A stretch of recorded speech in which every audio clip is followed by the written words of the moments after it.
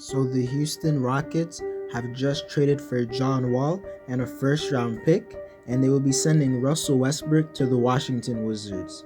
Obviously, this is a huge trade and will drastically change both franchises. And in today's video, I will be discussing what this trade means for both teams in the future and also what it means next year. Please like this video to show support, subscribe to help me reach my goal of 500 subscribers before the end of 2020, and comment on this video to start a conversation with me. And play that intro.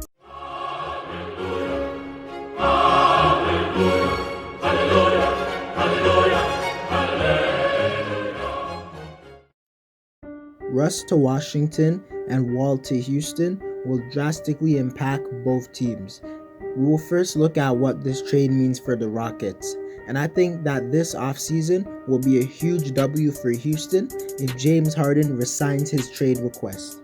And I honestly believe he will stay, because I doubt the Rockets would trade for Wall, who has one of the worst contracts in the NBA, if they didn't have confirmation that Harden would stay.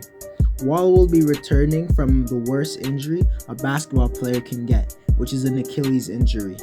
Wall is a player who relies heavily on his athleticism, and if Wall returns back 100%, I think Houston would win this trade as well, because Wall at his best is just as good as Westbrook.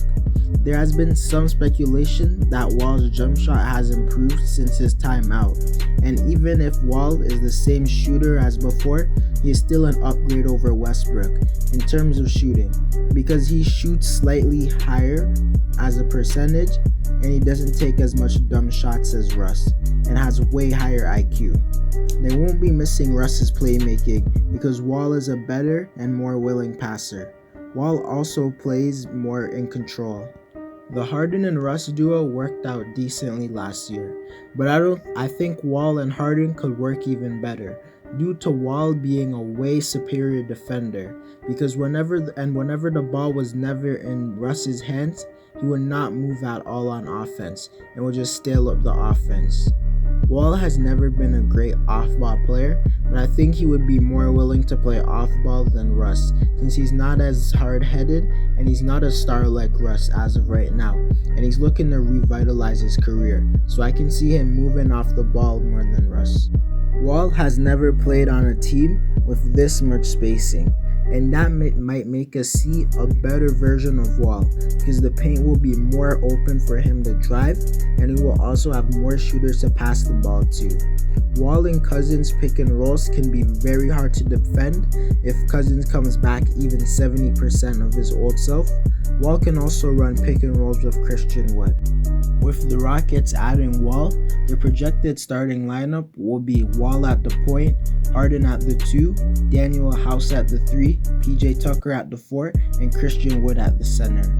They can also start Eric Gordon at the 3, but I think they want more defense in the starting lineup, and they could also start Cousins at the 5, but I don't think they will because he's coming off of injury. But the team just has so much more versatility and depth. I think this team is better than last year's team, and I think they can be better and get a top 4 or 5 seed. But I don't think this move makes them better than the Clippers or the Lakers. And I think they're a dark horse team, but I wouldn't ever predict them to make it out the West. Wall has always been a very good playoff performer, whereas Westbrook was a bad one. And I feel the Rockets had to try something different and get in a guy who can be just as good as Russ and maybe be a better fit isn't the worst thing ever. For the Wizards, I don't think this trade is bad for them that bad, because there was not much they could do, because Wall requested a trade, so they had to move him, and with his huge contract, few teams were probably interested in him. And them getting back a slightly better player isn't the worst thing considering their options. This move for sure will make the Wizards a playoff team in the East, and I can see them finishing as high as the 5th seed. They might be one of the most surprising teams.